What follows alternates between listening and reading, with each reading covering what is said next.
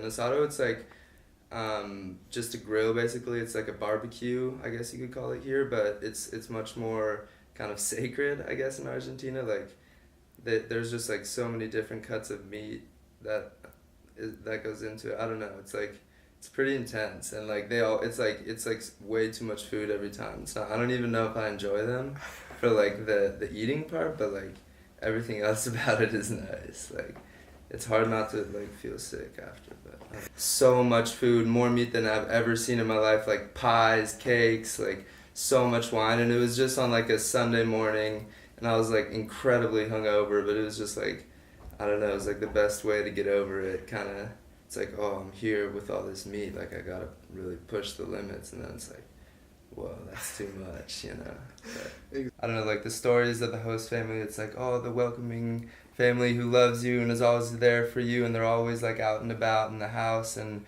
checking on you. And like when I got there, it was my first night, and I had kind of like a nightmare experience with the taxis, and I got there and they let me into the building, talked to me for 2 minutes, sat me down. We had like some Coke and sandwiches, and then they just left for the night to go get dinner. And I like was there kind of in a brand new country and just having to fend for myself basically. And that was kind of indicative of the relationship the whole time.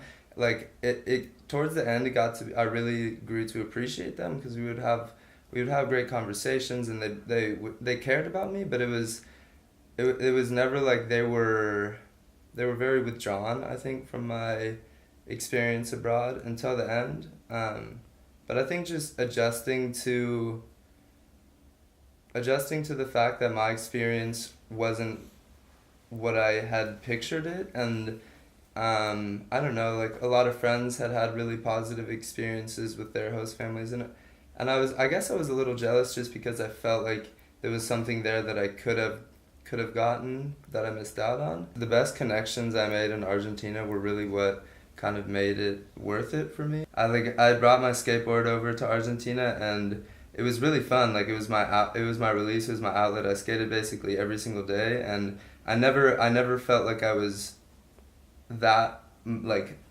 integrated into the program aspect. So it was like a nice release, but it's also kind of frustrating because skateboarding is a very social thing to do, and it's much more fun when you have a community and people to skateboard with. But basically the entire time, for like 2/3 of my time in Argentina, I was just skating alone, and I wasn't really, I don't know, for whatever reason, confidence or just kind of like shyness or just not knowing people, I was never able to make friends that I could do that with. And then I remember one day at the skate park that I went to just like pretty frequently, I ended up talking to this kid named Eggy who was an Argentine that had been to the U.S., so he knew like a little bit of English, so that was a good way for us to kind of get started. And then he ended up being just like one of the coolest people I've ever met, and like we hung out a ton and became really good friends over there, and he introduced me to all his friends, and